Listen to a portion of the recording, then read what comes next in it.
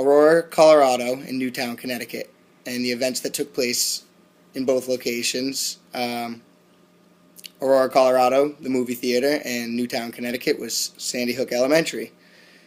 We have the shooter of Aurora being James Holmes and the shooter of Newtown being the lone gunman Adam Lanza, both of which were lone gunman situations as originally reported by the news, or at least what's driven home to everyone on the television. So, the things that I'm about to tell you are things that you won't find covered on Fox News or any of the major news providers. And I think it's extremely important that we educate ourselves and we educate each other. So, we have the event that happened in Aurora, Colorado and Newtown, Connecticut. There's a distinct connection between the two things, and what people need to understand is there's been a banking scandal that took place in June. It's known as the Libor scandal, and what it is international banks, including the Federal Reserve, were manipulating borrowing rates. Okay, so people who are in charge of these banks, they have an average interest rate which banks can borrow from each other. And there's been 16 international banks that have been implicated in the ongoing scandal. And what it is they're accused of rigging contracts worth trillions of dollars, and it's this huge ongoing scandal where you have a man named Robert Holmes, who is the father of James Holmes, and you have, I'm sorry, I don't want to fudge his name, you have Peter Lanza, who is the father of Adam Lanza. Now, we'll start with James Holmes' father, because I know a little bit more in depth about that. You have James Holmes' father, who is responsible for developing what's known as an algorithm. And the algorithm that he developed in particular exposed the way that these banks were perpetrating this manipulation of the borrowing rate. So he was scheduled to appear in front of a grand jury to testify and to show his algorithm to prove that these banks were, committing crimes, manipulating borrowing rates to deepen and line their pockets. Now, shortly before he's supposed to take the stand, his son perpetrates one of the worst shootings that this country's seen in a long time. And then you have Peter Lanza, who he's the VP and tax director for GE Financial, which is, GE, General Electric. They're one of the biggest corporations in the world, in all of the world. And both him and Robert Holmes were supposed to testify, against this whole disaster. And I want to know why it's not covered, why you don't hear that in the news. Why? Because they don't want you to. They don't want you to know that they're going behind our backs, they're going behind everyone's backs to wipe out these people who dare, step out of line to try and take money away from them. More importantly, power, to try and take power away from them, because once you have more money than God, what's the end game? It's power. It's more control. And people don't realize it with the expansion of government, and now government's meddling in healthcare, federal government's mandating healthcare, federal government's telling us what medicine we can take and what medicine we can't take, i.e. marijuana being one medicine they tell us we can't take, but they say you can imbibe and consume alcohol until you're blue in the face. That's another story for another day. So we're going to carry on here. Now that you guys have an understanding for that, we're going to talk more about how James Holmes, the shooter of Aurora, Colorado, was implicated as the lone gunman. But you have numerous eyewitness accounts saying that there was other people he was communicating with before perpetrating, the act that he's accused of doing. And then with that, you have multiple accounts saying he wasn't alone, he wasn't acting alone. You have the armament that he had, which is, SWAT, military-grade explosives and smoke bombs, flashbangs, stuff that you or I couldn't get a hold of, let alone, a kid in Colorado. But further on that, James Holmes wasn't just a kid in Colorado. He was studying as a neuroscientist. I'm not sure where, but I know it was a pretty prestigious school. As a neuroscientist, and one of the studies that he did take place in was, I think, referred to as hypnotic influence. I can't remember exactly, but it's pretty much mind control. Go figure. That was the big thing that he was studying.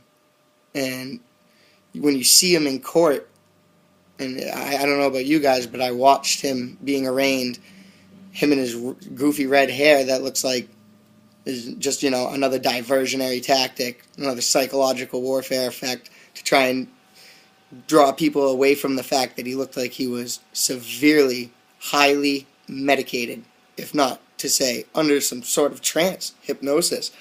I look at people every day, and I commune with people every day, and I can say when somebody doesn't look right.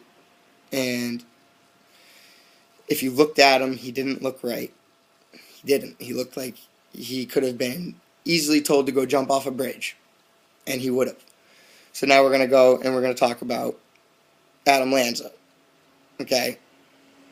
Allegedly lone gunman. But yet there's video footage on the internet of not only children accounting that there was another gunman that was found proned out in front of the school with the cops, but there was a second gunman out in the woods who was found proned out by the cops, and there's video footage online of them being seen in the helicopter where there's officers surrounding a man who's proned out on the ground in the woods. That would make a 3 total shooter, including dead Adam Lanza. But no, then again, they harp this lone gunman situation where they want you to think that it's one person, but you can go and you can find footage completely discrediting what the mainstream media says.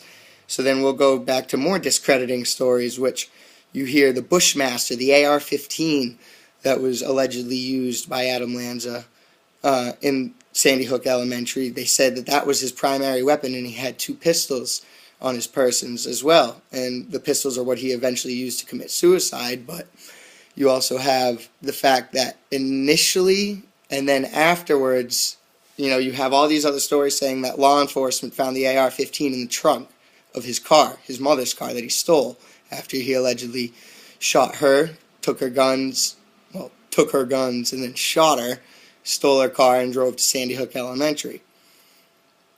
It's a big web, and you can see what the mainstream media's goal in all of this is, which is disinformation, psychological warfare. They want you to argue the smaller, details about the whole incidents so that they can take your attention away. They can divert your attention from the real questions that need to be asked. The real questions that need to be asked is, why are we hearing there was multiple people involved and then told otherwise? Why are we hearing that he used the AR-15 and then told otherwise? Why are we told one thing and then another? Because they want you to think one thing and then another. They want it to be holes like Swiss cheese in their story that everyone's going to argue over that stuff rather than look at the fact that both of these persons' fathers were in line to topple, the biggest banking institutions in the world, the Federal Reserve, the biggest European and Western banks that are out there, and it standed to take away from a lot of people, whether it was their piggy bank or it was their personal power that they felt that they have. Another thing that I wanted to talk about, James Holmes, Adam Lanza, the people who perpetrated the Columbine shootings, the individual, and his name escapes me right now, who perpetrated the shooting in the Oregon Mall, and then, right up to Timothy McVeigh, but excluding Timothy McVeigh, and I'll get to my point, is SSRIs, antidepressants, serotonin reuptake inhibitors. All of them were on it. They were all on antidepressants. James Holmes, Adam Lanza, both of the Columbine shooters, You have all of these people on antidepressants. You have the person who perpetrated the Virginia Tech shooting on antidepressants. The person who perpetrated the Fort Hood shooting was on antidepressants.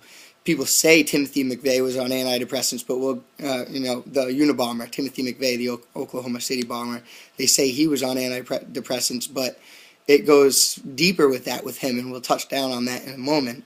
So what we need to ask ourselves is, are these drugs, everything from antidepressants to muscle relaxers to anything that you can get from a prescription, are they really worth their weight in medicine? Are they even doing any good for people? Because I can personally say that I've seen people go psychotic from taking antidepressants.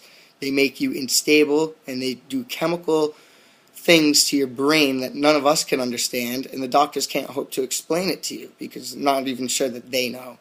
I've watched people's marriages be destroyed over antidepressants, and I've watched people succumb to awful changes in personality due to antidepressants. So we need to ask ourselves, is it worth it? Is it worth it to keep supporting, pharmaceutical companies that record trillions of dollars by selling you cures that aren't really cures? They sell you, hope in a bottle. It's like snake oil merchants, except worse, because the stuff that they're giving you is out there, man. It's bad. And all the while they ostracize people for marijuana or anything like that, which is grown in the dirt. But they're doing chemical studies with drugs that they're putting lab rats on, and they're blowing their minds seeing the stuff that it's doing to lab rats. And you put these cocktails of chemicals in people's systems, and then you get mass murders. I mean, you get people who go over the deep end, and they don't think. I don't know, maybe they're just chemically incapable of it at that point, but I mean, there's all these connections. There's connections with, the two most recent ones, and then those two most recent connections, the two most recent incidents are connected to incidents of the past. You have James Holmes and Adam Lanza's fathers, both involved in this expose of this giant banking scandal, and they were both on antidepressants, which goes back and links to other mass shootings or murders. And then you see the trend now, because all these people want to take the guns away now. You get the gun grabbers after all this. And there's been a startling history with what happens after the government steals and starts grabbing guns. My father got his FID card when he was 16, and it said valid for life unless revoked. So then when it came time he went to go purchase a gun, he had found out his FID card was revoked, because what they did was they went and revoked everyone's, so everyone had to go and reapply. And now they're taking it a step further. They're banning high-capacity magazines for the people, but the police can have high-capacity magazines. The military can have high-capacity magazines. SWAT teams can have high-capacity magazines. The Constitution gives us guidelines for running and organizing a well-maintained militia. And what that means constitutionally, a well-maintained militia is supposed to have all the arms and armament that the military and police have. Because who is to protect us from them should their powers be corrupt? Nobody. Us. We're supposed to protect ourselves, and you have so many people who let that idea go idly by. They don't realize that, the cops, the military, they could turn on us, and they could turn on us without them even knowing that they're turning on us. They could think that they are justified in doing the right thing, and all the reality being they're violating their oath to uphold the Constitution, which is an oath that every serviceman takes, every police officer takes, the oath to uphold the Constitution every politician takes. And, excuse me a moment.